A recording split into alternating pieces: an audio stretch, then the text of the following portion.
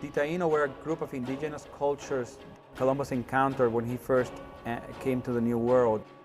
Amerindian or Native American population of the Caribbean, the pre-Columbian Native American population, I would say that they are extinct.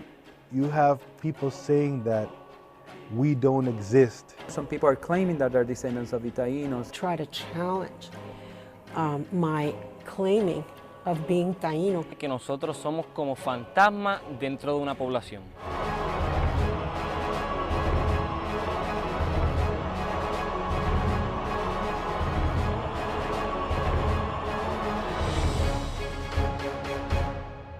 Behind all those numbers, there are real lives and real life stories. And when you put them all together, you see the patterns emerge. This is a profoundly important issue if we want to make good decisions about where we're going. We first have to know exactly who we are. But the fact is that we've always been here. Our people were killed, enslaved, butchered, driven to the brink of extinction by the Spaniards. The survivors managed to escape to the mountains of Puerto Rico and the other islands as well, where they survived for generations. Ever since the first census took place in 1790, there has been efforts to address the complexities in some ethnic groups in order to get an accurate population count. Y lo que hemos encontrado aquí es que el 61% de los puertorriqueños tienen un ADN mitocondrial de origen indígena, que por sus características podemos demostrar que viene de una sola tribu, en la gran mayoría, como el 84 o inclusive posiblemente el 88% de él viene de una sola tribu, que debe ser definitivamente la tribu taína, oriunda de Puerto Rico y de Boriquén. Puerto Ricans have been thinking about their identity for a long time, largely because of the history of colonialism, you know, first Spanish and then and more recently the United States. And so what has emerged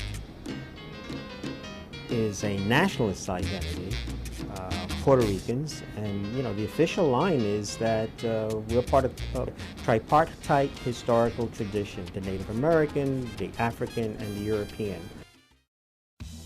El 1 de abril del 2010, Puerto Rico volverá a contarse. Toda persona, no importa quién ni dónde viva. Los resultados transformarán lo que sabemos sobre nosotros. Puerto Rico becomes also a blockage in your learning about your story, because it starts at a particular time in the history of colonialism or the invasion of your territory by others that took it over. So it also rips you off, so to speak, of your story, your real story. So I would challenge those, Boricuas, because I see them as Boricuas, to think about, why they call themselves Puerto Rican when it isn't the name that was the original name of the island from which they come. And I applaud, really, because I know where that pride and, that yo soy puertorriqueño, I know where that comes from. But that really is something they need to ask, themselves. Do they want to claim to be something that someone else has called them?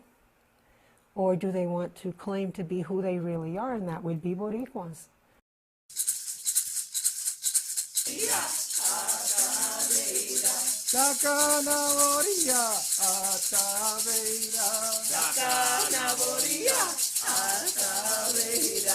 Even in the symbol of the Institute of Puerto Rican Culture, they focus on, quote unquote, the three races. And some people are asking, well, why are we focusing on one and not the other? I'm living my reality. I'm not telling anybody how to live. And I don't think people should be telling me how to live. A new short census form will help to make it even more successful. Tribal leaders need to be engaged with their tribal members But that's just in the local front, being at home. If we want to include the population that's outside of our communities. These people that even genetically maybe we can identify as descendants of indigenous people, are they the original ones from Puerto Rico, or are they from indigenous group from other parts of the Americas? It's difficult to say, and probably they intermixed. So I don't think the aspect is here to prove something, because people can create their own identities. One of the problems with the focus on culture is, especially as articulated by the Neo-Tainos, they make some claims about the culture where they say that, oh, this is clearly rooted in the cultures of the ancient Tainos, when that in fact is not at all clear.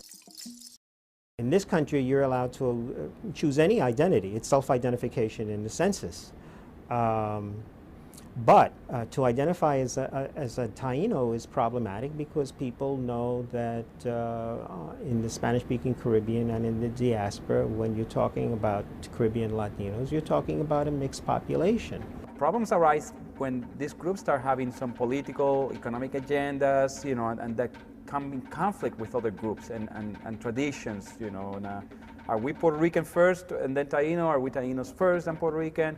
Is this land ours, or is this archaeological site ours because we're Tainos? Well, then you get into legal and political issues that are not easy to solve.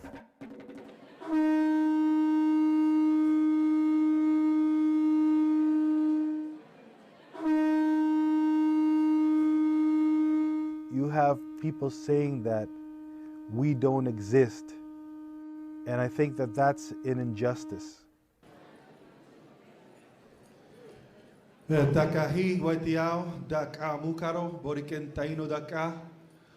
Greetings, relatives. If we allow governments, academic institutions to dictate to us who we should be, we're losing an element of ourselves. We're losing the right to say to them, no, this is who we are.